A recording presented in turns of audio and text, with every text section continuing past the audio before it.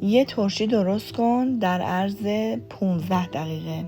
کرفس و هویج و گل کلم، میتونید از سیر و فلفل هم استفاده بکنید.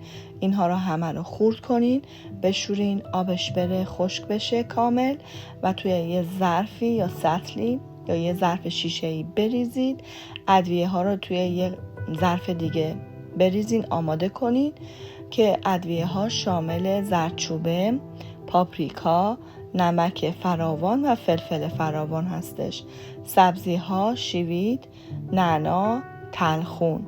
من گلپر هم ریختم، تخم گشنیز هم ریختم و اینا رو همه رو با هم دیگه میکس کردم.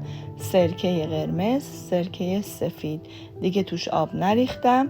سرکه قرمز میزانش بیشتر باشه. همین، به همین راحتی و سادگی.